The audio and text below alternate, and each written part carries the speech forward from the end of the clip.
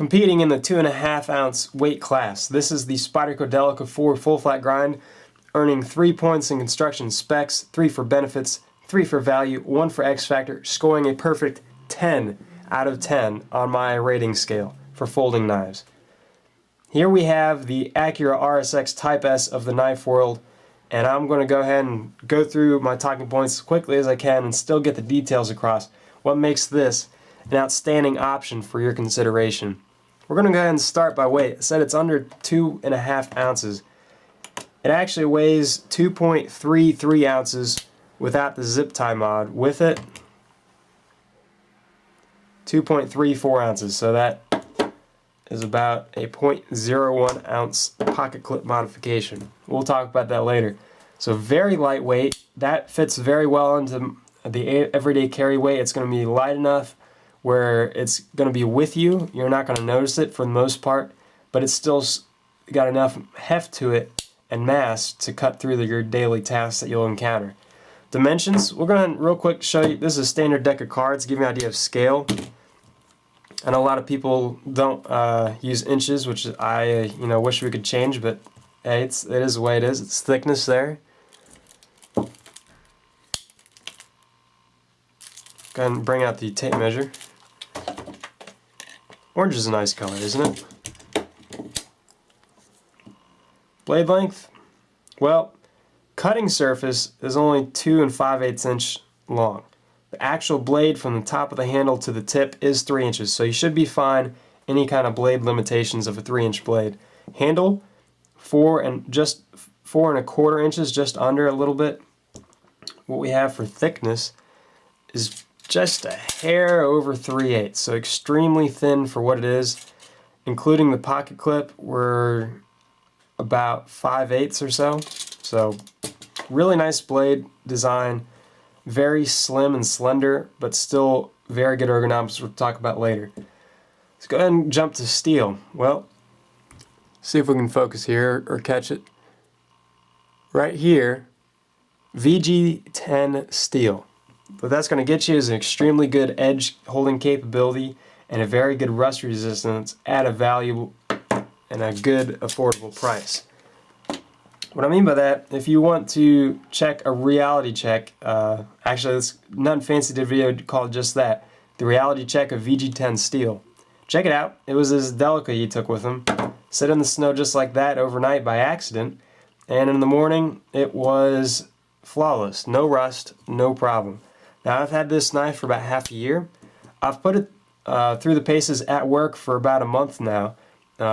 Occasionally cutting through packages, cardboard, which is deteriorates the knife a whole lot, and it held up. I haven't needed to sharpen it yet. It still could use a sharpening, but it's not dull to the point where it's unsafe. So it's a very good steel. The blade shape on it is very effective for your everyday cutting tasks. It has a nice point to it, so it can still do those piercing cuts when you open up a package and need to tear through it. Yet it's still got a belly. Almost all the blade, with the exception of this last inch or so, has a part of the belly to it. So it's going to be really good for carving and general cutting tasks for those needs. I consider it a drop point. This last little bit it drops off. It's fairly straight for this whole bit. Mine actually curves up just a little bit there, but for the sake of, I might have something a little bit different here, I'm going to call that a drop point design. And it also tapers from thick to thin. Get a little closer look at that. So it's a very slender blade, so I wouldn't use it too much for prying tasks. It still can take a good amount of force and not have any issue, but it's a trade-off. I'd rather take a lighter weight blade than something I'm going to honk around all day. So blade shape and steel, excellent execution and design. Locking mechanism. As you can see here, it's a lock-back design. What that gets us is a very sturdy, listen to it, lockup. That's what's key about this design. It's always going to lock up on you. It's never going to have an issue as long as you take care of it and don't abuse it. It's got this, I think it's called the David Bowie indent on the lock back, so that's going to make it nice, a little bit more comfortable, as well as not accidentally deploy it while we're pushing on the back of the spine, or sorry, the back of the handle. should always push into your cutting object or cutting material, not directly down or back. That's hopefully you'll never have to utilize the full capability of this locking mechanism, but it is outstanding. Now, pocket clip effectiveness. What I mean by that is how effective is the pocket clip, keeping the knife in place, making sure it's there for you when you need it.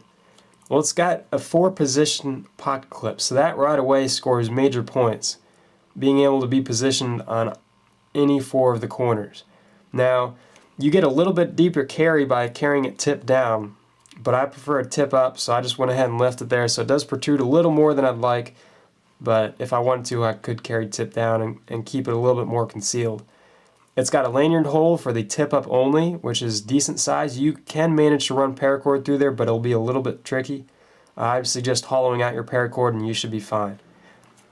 Another thing about the pocket clip is the stiffness.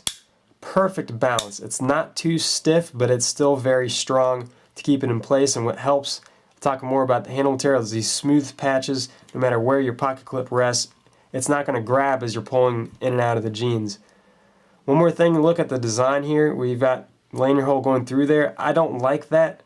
I'd rather have a lanyard hole on top, but that's okay. The reason for it, the screws are here and your pressure is here, so that puts a little bit more strain on the screws. However, you're never going to have an issue with this pocket clip. I'm talking extreme pressures. So having the 2 screws here or the one out back, that's the strongest way to do it. Very solid pocket clip. Now we can take a real quick close look. You can see it's been wearing here on the edge and I got a couple scratches. It's got the nice Spyderco design there. So pocket clip effectiveness is effective. Handle material and liners. Alright, real quick, since we're just talked about it, this handle material right in the center has it's got the logo. It's got Spyderco Delica 4 and pressed into it. It's in the perfect spot where the pocket clip dips in. It's going to allow you to have a little bit of slickness to it, so it's going to slide in and out of your pocket. However, the rest of the handle material, you'll look, it's got this bidirectional texturing. It's going to grab on this half as it's pulling this direction and this half as you're pulling this direction. What that does for you when you're pulling the knife out of, or pulling into something, it's going to grab on this half. If you're pushing the knife into something, it's going to grab on this half. So it really helps get a good texture on the handle material. We also have some stainless steel liners on the inside. Now this is going to be tricky. I'm going to use my Streamlight Stylus Pro again to help here. Those liners, let's see if I can get them in here, are about as milled out as possible. What you're seeing are about 4 or 5 circles drilled out, and then actually over here an entire panel milled out. So these stainless steel, let's see if I can get a better job.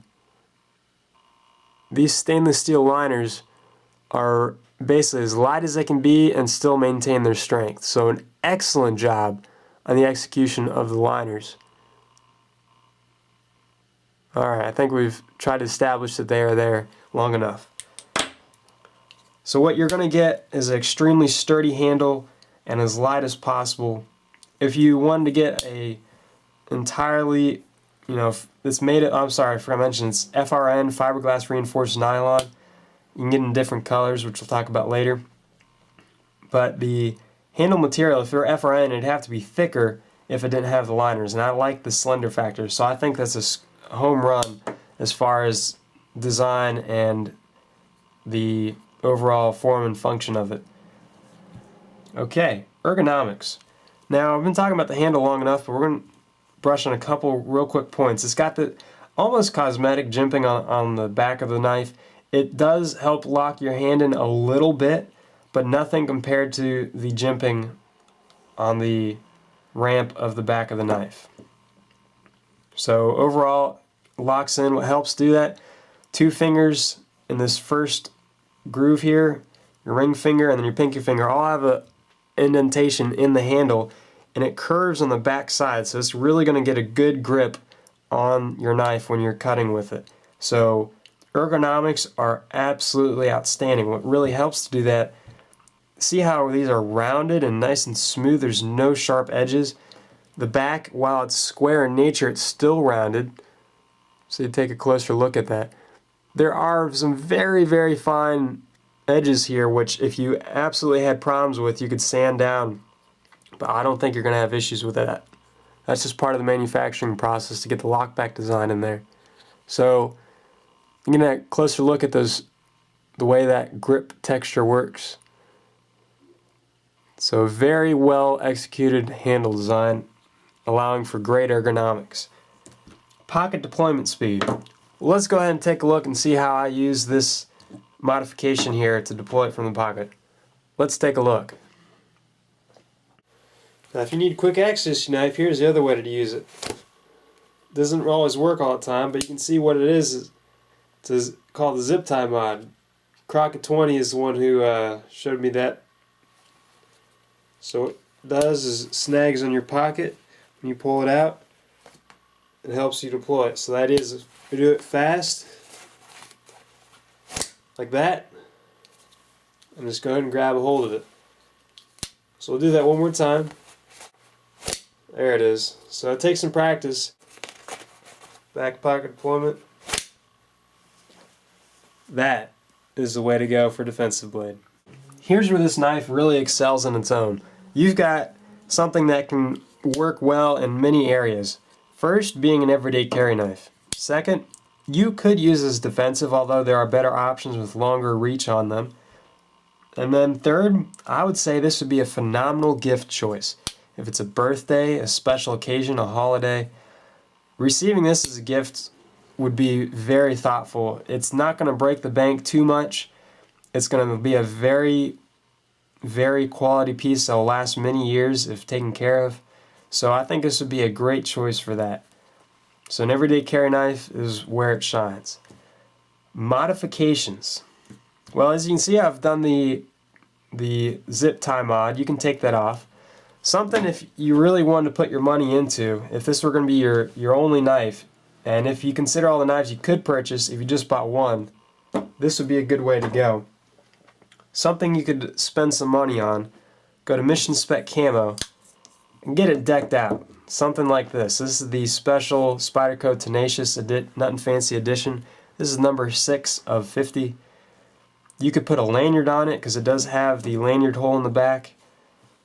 But taking a Duracoat finish to it like this is just going to make this so much more unique. And you'd be able to be in this with the purchase of a knife, and the coating should be well under $150. Well under, it should be under $150, maybe like $140 or something. So that's something that you could modify to really make this knife shine and really turn it into something your own. I think the only modification aside from the zip tie mod would be coating the pocket clip. I do like the fact that it is not stainless steel. It is black and it's a matte color. I do appreciate that. I just wish it wore a little bit better. I wouldn't mind spending an extra $5 or even $10 to get something that's a little bit more durable. So there it is for modifications. Purchase cost and location. I might have said it a couple times, but I paid about $53 exactly. Free shipping off a seller on eBay. You can get this many places. Just at the time I purchased it, I was in the boonies at school where there's really the only seller of knives within the area is Walmart. And of course they don't carry Spyderco, they only carry Kershaw, Buck, and a couple Gerbers, so at least as of 2011. So where to purchase it? Just go online. There are hundreds of sellers purchasing or selling Spyderco knives. You should get a good value. Again, $55 to $65 is a very fair and reasonable price for this knife. Quality of construction. Well, that snap should when it locks into place should say it all. But if that doesn't convince you, these star style, I forget the name of them, screws, helps you take it down. They've got a very nice finish on the back. They're rounded. They don't protrude from the handle much more than they need to. So they've got a good plus there. Everything, you know, is smooth. There's no sharp edges. The only real sharp edge is from the circle where they laser cut the hole out. So it's a little bit sharp, but it's not going to cut you. It's got a, but that's also works as a benefit. So it grabs your thumb as you're flipping it. If you've got gloves on, it doesn't want to slip out. So Again, don't think that's sharp, like it's going to cut you. It's just something to note. So quality of construction, you know, fit and finish, everything's solid. Great points there. Now variants. We have quite a few variations on this. Oh, real quick, I forgot to mention it's got phosphorus bronze bushings, so that's also going to add in durability. So, sorry, I want to make sure I mention that. Now for options, you can go, this has been around for I believe 21 years in production. Now not the Delica 4, but the full flat grind still has many options to choose from. You can get it in a G10 handle material. You can get it in a stainless steel handle material. You can get it with the same handle material, FRN, but with a ZDP 189 steel. It'll be a lot more money, but it's a better steel. You can get a training knife, which I think is model number C11TR, which has a soft, or it's not a sharp edge, and it's also got an Emerson wave to it. You can get that put on if you don't want to use a zip tie mod.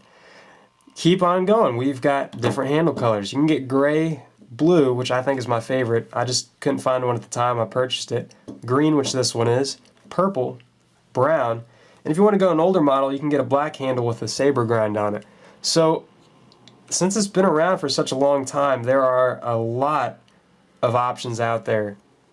Or sorry, a lot of variations. Now, what does this compare to? Well, comparing it to other knives other than Spyderco, very few match it at its price point, steel quality, and overall fit and finish and quality construction. The closest one I could consider is the Mini Griptilian made by Benchmade. I think it's the model 556.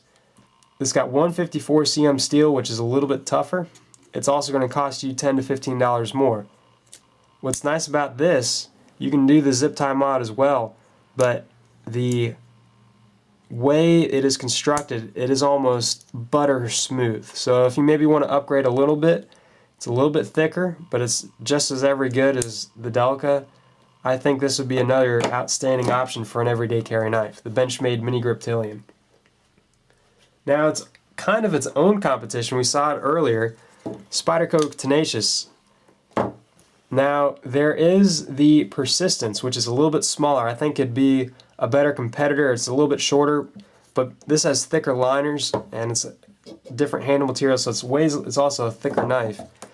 So I think that'd be a better comparison, the Persistence, than this particular Tenacious to the Delica. However, they would be both very good as far as everyday carry knives. Now, sticking within the Spyderco lineup, very comparable designs.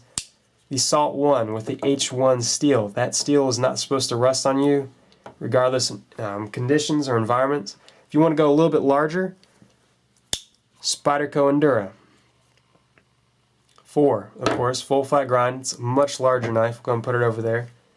But it's got the same style, it's just a larger design. We also have the Spyderco Setofonte 3. The reason why I'm showing you all these knives is to really show that this is the best of everything you see here in my considerations. This is why I wanted to show you. So if you want a little bit classier knife, the Spyderco Setofonte 3, I believe that's been discontinued. One more, the Sogzilla. This is the larger model. There's a smaller model. As you can see, it competes very closely with design and overall fit and finish. One more for your consideration is the Bird Metallark. I don't have it here. I'm going to get one soon. I believe it's a very comparable design. If you want a larger one, I'd go with the Bird Raven. Again, it's made by Spyderco. Great design, great quality. So as you can see, this, amongst all the other knives, still comes out top on my list. Now, X Factor. What makes this special? Well, usually I only would add an extra point if it really needs an extra boost, or half a point to get it above its competition if I liked it, if it's got some unique factor. But because the Delica 4 with the full flat grind does it so well, gets everything so right, I think that is a phenomenal choice, deserving the last final point. Design is flawless in execution. For an everyday carry knife, I am hard pressed to tell you any more details that could make this anything better. This is a perfect 10 out of 10 for a folding knife in the everyday carry role. I'm your host Dash. You've been watching the One Idea Head channel. Go ahead and click that subscribe button up there to go ahead and check out my next new videos when they come out. And like this video. It helps me understand if I'm doing a good job here on YouTube. So with that, I'm going to go ahead and sign off. Peace.